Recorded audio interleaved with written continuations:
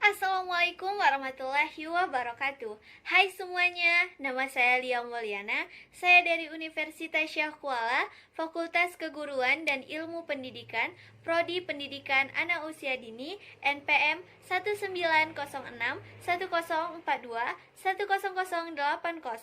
Di sini saya akan memaparkan yaitu jenis ruangan, penataan ruangan, dan perlengkapan belajar dalam pengelolaan kelas dan lingkungan belajar di lembaga pendidikan anak usia dini.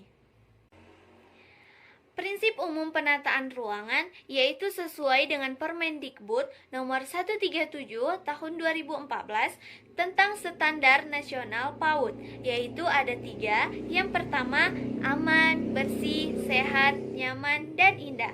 Yang kedua, sesuai dengan tingkat perkembangan anak. Yang ketiga, pemanfaatan, potensi, dan sumber daya yang ada di lingkungan sekitar. Nah, masuk ke jenis ruangan. Jenis ruangan ada 2, yaitu indoor dan outdoor. Indoor atau juga disebut dengan di dalam kelas, yaitu ukuran ruang kelas dipengaruhi oleh jenis kegiatan yang akan dilakukan oleh anak serta jumlah anak yang terlibat dalam kegiatan tersebut. Yang kedua, outdoor atau juga disebut dengan di luar kelas. Ruang kelas perlu dirancang agar menyenangkan, warna-warna yang terang dan riang sangat suka oleh anak. Akan tetapi, jangan terlalu ramai karena warna akan mengalihkan perhatian anak. Indoor atau di dalam kelas yaitu terdapat 4 model pembelajaran, yaitu area, sudut, kelompok, dan sentra. Pengertian model pembelajaran adalah suatu desain rencana yang menggambarkan proses rincian penciptaan situasi lingkungan yang memungkinkan anak berinteraksi dalam pembelajaran sehingga terjadi perubahan atau perkembangan pada diri anak. Adapun komponen model pembelajaran yaitu konsep, tujuan pembelajaran, materi atau tema, langkah-langkah atau prosedur, metode, alat atau sumber, dan teknik evaluasi. Nah, model pembelajaran yang pertama yaitu model pembelajaran area atau minat anak. Model pembelajaran berdasarkan minat lebih memberikan kesempatan kepada anak didik untuk memilih atau melakukan kegiatan sendiri sesuai dengan minatnya. Nah, di model pembelajaran ini terdapat 3 kegiatan, yaitu kegiatan awal, kegiatan inti, dan kegiatan akhir. Nah, di kegiatan awal ini disampaikan oleh guru secara klasikal, seperti salam pembuka, bernyanyi, berdoa, bercerita pengalaman anak, penjelasan tema materi, dan melakukan kegiatan fisik motorik. Biasanya, kegiatan ini dilakukan selama 30 menit. Nah, yang kedua, kegiatan inti. Kegiatan inti disampaikan guru secara individual di area, seperti membicarakan tugas di area. Kemudian, anak didik bebas memilih area mana yang disukai atau yang diminatinya. Anak dapat berpindah sesuai dengan minatnya, tanpa ditentukan oleh guru. Kemudian, guru menilai dengan observasi, penugasan, hasil karya, dan unjuk kegiatan. Nah, biasanya di kegiatan inti ini dilakukan kurang lebih selama 60 menit. Nah, yang ketiga, kegiatan akhir. Kegiatan akhir berisi bercerita, menyanyi, dan berdoa. Selama kegiatan akhir ini biasanya dilaksanakan selama 30 menit yang disampaikan secara klasikal. Nah, kelebihan model pembelajaran area ini yaitu kebebasan minat anak didik untuk bermain sesuai yang mereka inginkan tanpa adanya tekanan yang berarti. Hampir tidak ada batasan atau tekanan dalam pendekatan ini. Jika guru mampu memfasilitasi setiap permainan yang diminati anak didik, mereka akan memperoleh pengalaman belajar yang mendalam atas permainan yang dipilihnya tersebut. Nah, kekurangan model pembelajaran area ini yaitu sistem area yang menekankan belajar berdasarkan minat adalah anak didik hanya memilih 1 atau 2 area permainan yang memang benar-benar menjadi minatnya. Sementara area permainan lain yang mungkin justru sangat penting tidak dipilihnya karena tidak diminati oleh anak. Nah, ada area-area yang dapat dikembangkan oleh anak, yaitu ada area pasir dan air, area drama, area membaca dan menulis, area bahasa, area seni, area IPA, area musik, area agama, area balok, dan area berhitung atau matematika. Nah, model pembelajaran yang kedua yaitu model pembelajaran sudut. Model pembelajaran sudut memberikan kesempatan kepada anak didik untuk belajar dekat dengan kehidupan sehari-hari. Nah, model ini bersumber pada teori pendidikan dan perkembangan Montessori. Pada model ini, program pendidikan difokuskan pada 5 hal, yaitu yang pertama praktik kehidupan, yang kedua pendidik kesadaran sensori, yang ketiga seni berbahasa, yang keempat matematika dan bentuk geometris, dan yang kelima budaya. Dalam ruangan ini dibagi menjadi 5 sudut, yaitu sudut latihan, sudut sensori, sudut matematika, sudut bahasa, dan sudut kebudayaan. Yang pertama, sudut latihan. Sudut latihan yaitu kehidupan praktis. Di sudut ini, anak-anak diberi kesempatan untuk meniru apa yang dilakukan oleh orang dewasa di sekitarnya. Nah, misalnya mereka menyapu, menyuci, memindahkan suatu barang dengan berbagai alat. Misalnya membedakan sendok, sumpit, garpu, dan lainnya. Membersihkan kaca, membuka dan menutup kancing atau resleting, membuka dan menutup botol atau kotak atau kunci, mengelap gelas dan sudah dicuci dan sebagainya. Nah, yang kedua sudut sensori. Sudut sensori mengembangkan sensitivitas penginderaan anak, yakni penglihatan, pendengaran, penciuman, perabaan, dan pengecapan. Di sudut sensori, kegiatan berfokus pada pengenalan benda seperti berbagai perbedaan warna, merasakan berat ringan, berbagai bentuk dan ukuran, merasakan tekstur halus kasar, tinggi rendah suara, berbagai bebauan dari berbagai benda, dan mengecap berbagai rasa dari benda yang dijumpainya sehari-hari. Nah, yang ketiga, sudut matematika. Di sudut ini diperkenalkan kepada anak-anak melalui konsep-konsep matematika yang jelas dan menarik, mulai dari hal yang konkret hingga abstrak. Yang keempat, ada sudut bahasa. Di sudut bahasa ini, anak-anak belajar mendengar dan menggunakan kosakata yang tepat untuk seluruh kegiatan, mempelajari nama-nama susunan, bentuk geometris, komposisi, tumbuh-tumbuhan, dan sebagainya. Nah, yang kelima, ada sudut kebudayaan. Di sudut ini, anak-anak diperkenalkan mempelajari geografi, sejarah, ilmu tentang tumbuh-tumbuhan, dan ilmu pengetahuan yang sederhana. Anak-anak belajar secara individual, kelompok, dan diskusi mengenai dunia sekitar mereka pada saat ini dan pada masa lalu. Nah, di model pembelajaran sudut ini juga ada model pembelajaran kelompok dengan sudut-sudut kegiatan, yaitu model pembelajaran yang pada kegiatan intinya anak disediakan sudut-sudut kegiatan, yaitu sudut alam sekitar, sudut kebudayaan, sudut ketuhanan, sudut keluarga, dan sudut pembangun. Nah, model pembelajaran yang ketiga yaitu model pembelajaran kelompok, di mana strategi pembelajaran yang melibatkan partisipasi siswa dalam satu kelompok kecil untuk saling berinteraksi.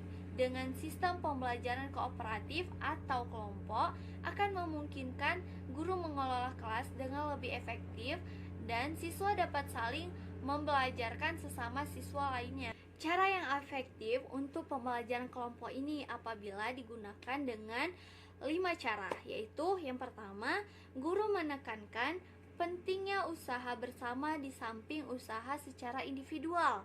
Yang kedua, guru menghendaki pemerataan perolehan hasil dari belajar. Yang ketiga, guru ingin menanamkan tutor sebaya atau belajar melalui teman sendiri. Yang keempat, guru menghendaki adanya pemerataan partisipasi aktif siswa. Yang kelima, guru menghendaki kemampuan siswa dalam memecahkan berbagai permasalahan. Nah, di sini ada kelebihan model pembelajaran kelompok.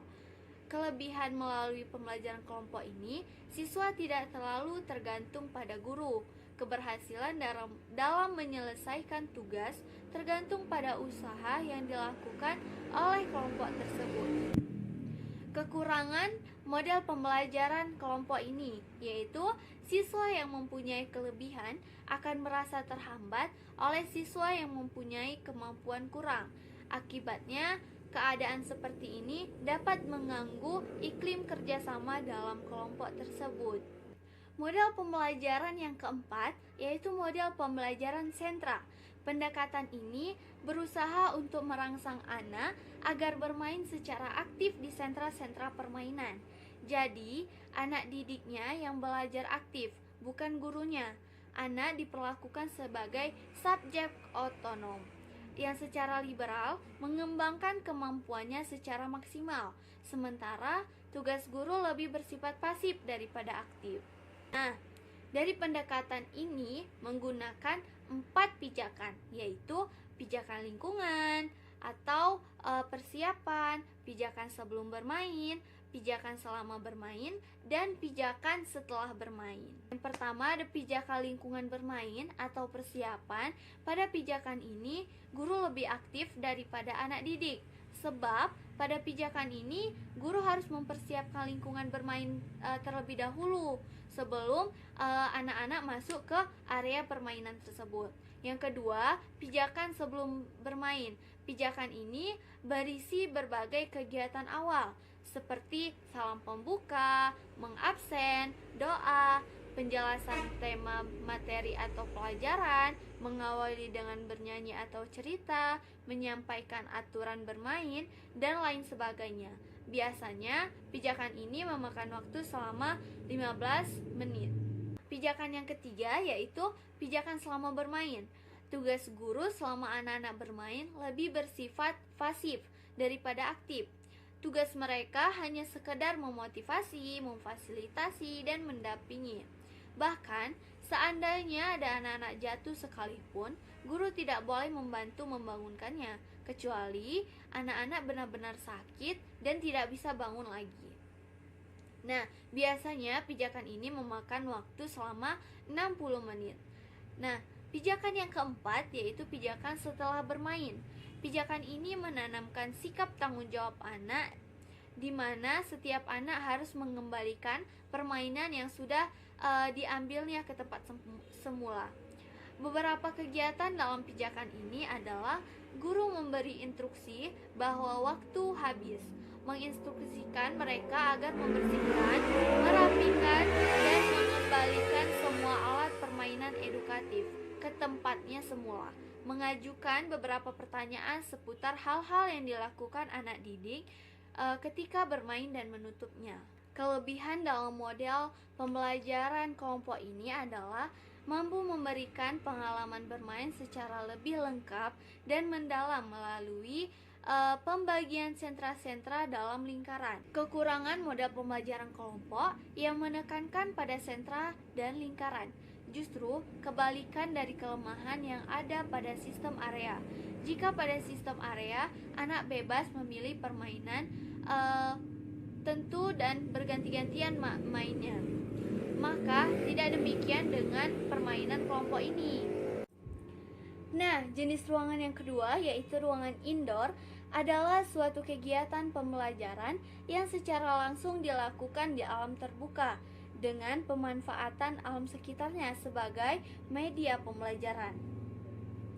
Ruangan outdoor juga harus memberikan rasa aman dan nyaman bagi anak. Ruangan outdoor terdiri dari lapangan rumput, tempat berkebun, alat-alat permainan. Yang kedua ada penataan ruangan. Di sini penataan ruangan indoor. Yang pertama ada papan tulis agak rendah supaya anak-anak dapat mencapainya. Yang kedua, tempat memajang karya anak atau penyimpanan karya-karya anak. Yang ketiga, sentra balok dan sentra bermain peran berdekatan. Dan yang keempat ada anak mampu bermain sendiri, yaitu di kelompok kecil maupun kelompok besar. Yang kelima, ada buku ditempatkan di tempat yang strategis dijangkau oleh anak supaya mudah mengambilnya. Yang keenam, ada sentra disusun fleksibel. Yang ketujuh, antar ruang diberi pembatas. Juga penataan ruangan outdoor. Di sini, penataan ruangan outdoor adalah lingkungan belajar yang menyenangkan bagi anak. Penataan ruangannya yaitu yang pertama, pastikan tidak ada hewan yang menyengat. Yang kedua, tutup bak pasir jika tidak digunakan. Dan kondisikan dalam keadaan kering saat anak hendak menggunakannya. Yang ketiga, area basah dekatkan sumber udara. Yang keempat, diberi pagar pembatas. Yang kelima, pagar dijadikan sentra berkebun. Nah, materi yang ketiga yaitu perlengkapan belajar. Segala sesuatu yang digunakan untuk mendukung proses pembelajaran seperti meja dan kursi, alat tulis, loker dan alat peraga, dan APE. Untuk meja dan kursi harus disesuaikan dengan ukuran anak dengan tujuan supaya anak nyaman menggunakannya. Serat ujung meja dan kursi tidak runcing. Alat peraga PAUD, benda peraga yang dapat merangsang pikiran, perasaan, perhatian, dan kemauan anak, sehingga dapat terjadinya proses belajar mengajar yang efektif dan efisien. Contoh alat peraga yaitu komunikasi, pakaian, dan rumah adat. Yang APE atau alat permainan edukatif, semua alat yang digunakan anak untuk memenuhi naluri bermain sehingga dapat memberikan informasi, kesenangan, dan mengembangkan seluruh aspek perkembangan. Contoh APE yang ada di dalam kelas yaitu balok, mozaik bebas, papan geometrik, menara gelang, meronce, puzzle, dan lainnya.